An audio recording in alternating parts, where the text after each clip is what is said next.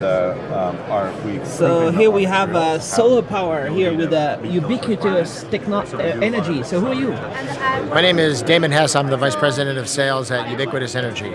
So what is this? How does it work? The material that we've developed selectively absorbs the ultraviolet and the infrared. It transmits the visual light, which gives you a very clear material that is also harvesting solar electricity.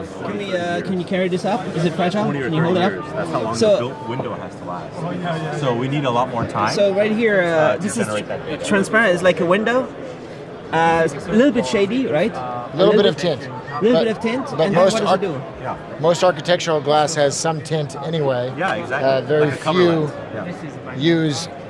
Very few use clear glass. So how much power would come in from a little little window like that? On a sunny day, this would generate 5 watts. 5 watts. 5 watts. So you could have a whole skyscraper with your technology, and there would be enough power for everything? That's correct. We'd coat the entire building. So are you doing that yet, or are you just talking? When are you going to be able to do this? Our first pilot is with Pilkington, a float glass maker in the UK. We'll have demonstration units with them in the spring, and from there we'll move into pilot installations. And that could be big buildings potentially. It should be big buildings. Yes, the entire building should be coated in Clearview Power, the name of the product. That's called Clearview Power. What are we looking at here? These are miniature versions our technology of the recipe. You can see there's different tints. Some of them are blue color, some are almost completely clear, and then you have some amber colors and green colors. So, what is the pattern that we see in there? It looks like something that's usually a solar panel, like arrays of them or something? There is a pattern of 12 cells around the outside. Each of them can be tested separately. So when we run through a plate, we have 25 tiles, each with 12 cells. So we're actually testing 300 devices every time we produce one of these.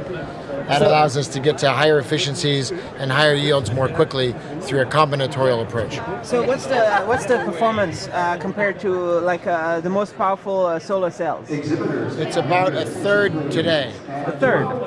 We've been certified at 5.5% efficient. On a rooftop today, you probably have between 15 and 20% efficiency. So a third, that's and now people can look through it. That's a big deal. That is a big deal. Today on a building, you have the rooftop to generate solar electricity, but the rooftop is only a small part of the surface area on a building. We'll be able to coat all of the windows, not only generating electricity, but also removing heat from the non-visible light. Is this good for cars? It looks like it's a phone. Is it going to be on a phone? What is it? It could be on consumer electronics. It could certainly be on automotive glass, providing the same energy efficiency as well as power production capabilities. Have you been talking with the solar car world champions? Maybe they can use them on the windows. Many of the automotive companies have contacted us about including this in the windows so that they're providing power to functions in the car when the car is off.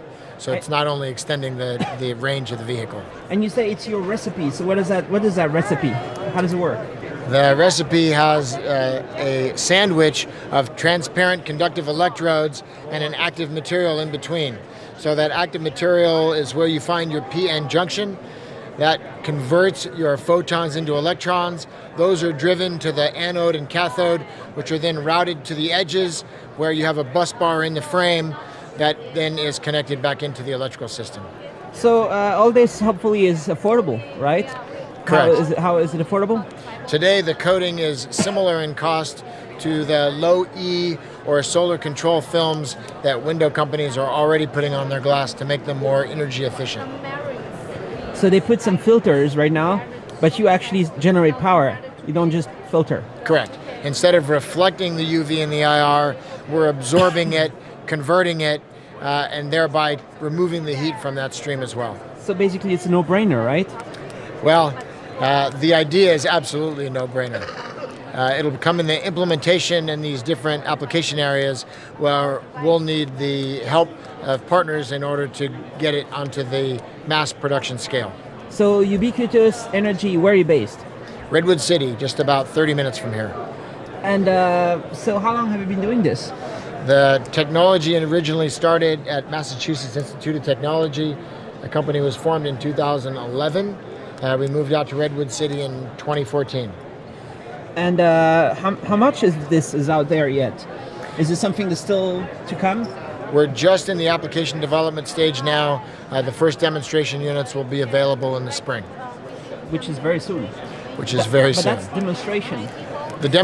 From the demonstration unit, we then go to pilot, and then from pilot, we'll go into mass production. And if somebody comes with a big pile of money, it can go happen sooner, faster?